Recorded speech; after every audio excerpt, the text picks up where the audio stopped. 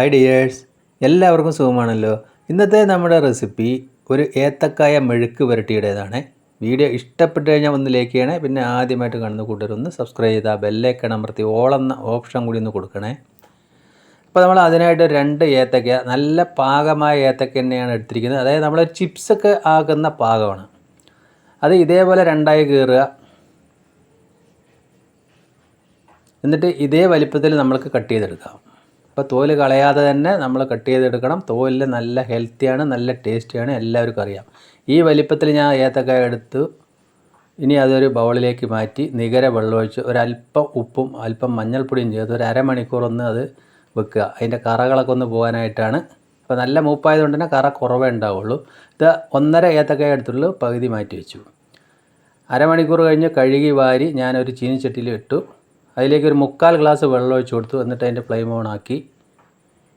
ഇനി നമ്മളൊരു അല്പം കൂടി മഞ്ഞൾപ്പൊടി ഇപ്പം ചേർത്ത് കൊടുത്ത്, വളരെ സ്വല്പം. ഇനി ഈ ഏത്തക്കായ്ക്ക് ആവശ്യമുള്ള കുറച്ച് മുളക് പൊടി, പിന്നെ അതിലേക്ക് അല്പം ഉപ്പ് അതുകൂടി ചേർത്ത് നമ്മളിതൊന്ന് 4 മിനിറ്റോളം വേവിച്ചെടുക്കണം. അപ്പോൾ അതാ 4 മിനിറ്റ് കൊണ്ട് തന്നെ നമ്മൾക്കിതൊന്ന് വെന്ത് കിട്ടിക്കോളും. അപ്പോൾ 4 മിനിറ്റ് കഴിഞ്ഞു. നമ്മൾ കായൊക്കെ ശരിക്കും അതേപോലെ വെന്ത് കിട്ടിയിട്ടുണ്ട്. ഇനി നമ്മൾ അതവിടെ മാറ്റി വയ്ക്കാം. ഇനി നമ്മൾക്ക് വേണ്ടത് ഒരു 7 വെള്ളുള്ളി, അത് ചതച്ചെടുക്കാനുള്ളതാണ്. പിന്നെ ക്രഷ് ചെയ്തെടുത്ത വറ്റൽമുളകും ഒരു ചെറിയ സവാള പൊടിയായി അരിഞ്ഞതും ഒരു 1/2 സ്പൂണിലധികം കുരുമുളക് ക്രഷ് ചെയ്തതാണ്. ഇനി ഒരു കടായി അടുപ്പത്ത് വെച്ചു. തീ ലോ ടു മീഡിയം ഫ്ലെയിമിലാക്കിയതിന് ശേഷം ഒരു 1.5 ടേബിൾ സ്പൂൺ വെളിച്ചെണ്ണ നിർബന്ധമായിട്ട് ഒഴിച്ച് കൊടുക്കുക. അതാണ് നല്ല ടേസ്റ്റ്. എണ്ണ ചൂടായി വരുന്ന സമയത്ത് 1/4 സ്പൂൺ കടുകിട്ട് പൊട്ടിച്ചു കൊടുക്കാം. സവാള കട്ട് ചെയ്ത് ചേർത്ത് കൊടുക്കാം. ജസ്റ്റ് ഒന്ന് ഇളക്കിയതിന് ശേഷം അതിൻ്റെ നടുഭാഗത്ത് ഇതേമാതിരിയാക്കി നമ്മളതിലേക്ക് ചതച്ച വെള്ളുള്ളി അതുകൂടി നന്നായിട്ടൊന്ന് മുരിഞ്ഞ് വരട്ടെ. അതായത് ആ വെളിച്ചെണ്ണയിൽ വെള്ളുള്ളിയും സവാളയും ശരിക്കും ഒന്ന് വഴന്ന് വരണം. അപ്പോൾ നല്ലൊരു മണം ഉണ്ടാവും. അപ്പോൾ ഏത്തക്കായ മെഴുക്ക് പുരട്ടി നിർബന്ധമായിട്ട് നമ്മൾ വെള്ളുള്ളി ചേർക്കണം. ഇനി ആ സവാളയ്ക്ക് ആവശ്യമുള്ള മസാലയ്ക്ക് ആവശ്യമുള്ള അല്പം ഉപ്പ് ഞാൻ ഇപ്പോൾ ചേർത്തു. കാരണം നമ്മൾ ഏത്തക്ക ബോയിൽ ചെയ്യുമ്പോൾ ഉപ്പ് ചേർത്തിട്ടുണ്ട്. ഇനി ആ ക്രഷ് ചെയ്ത് വെച്ച മുളക് അതും കൂടി ചേർത്ത് നല്ലതുപോലെ ഒന്ന് മിക്സ് ചെയ്യാം. അതുകൂടി ആ എണ്ണയിലൊന്ന് ശരിക്കൊന്ന് വഴന്ന് വരട്ടെ. അപ്പോൾ ഇതേപോലെ മെഴുക്ക് പുരട്ടി ചെയ്യാത്തവരെന്തായാലും ഒന്ന് ട്രൈ ചെയ്ത് നോക്കുക. അടിപൊളി ടേസ്റ്റാണ്. ഇപ്പോൾ നമ്മൾ ആ ഏത്തക്ക പാത്രത്തിൽ നിന്ന് അതിലേക്ക് നേരെ തട്ടി കൊടുക്കുക. അതിലേക്കുള്ള അല്പം വെള്ളം ഉണ്ടായിരുന്നു, അതുകൂടി തട്ടി ഒന്ന് നമ്മളിപ്പോൾ തീ ഒന്ന് ലോ ഫ്ലെയിമിലാക്കിയതിന് ശേഷം നല്ലതുപോലെ ഒന്ന് മിക്സ് ചെയ്യുക. അപ്പോൾ നമ്മൾ ഈ വലിപ്പത്തിലല്ലാണ്ട് കുറച്ചുകൂടി ചെറുപ്പത്തിൽ വേണമെങ്കിൽ നമ്മൾക്ക് കഷ്ണമാക്കി എടുക്കാൻ പറ്റും. എങ്ങനെ വേണമെങ്കിലും നമുക്ക് ചെയ്യാം. ഒരുപാട് പൊടിയായി കഴിഞ്ഞാൽ അത് നന്നായിട്ടൊന്ന് കുഴഞ്ഞു പോകും. ഈ സമയത്ത് കുറച്ച് കറിവേപ്പില കൂടി ഞാൻ ചേർത്ത് കൊടുത്തു.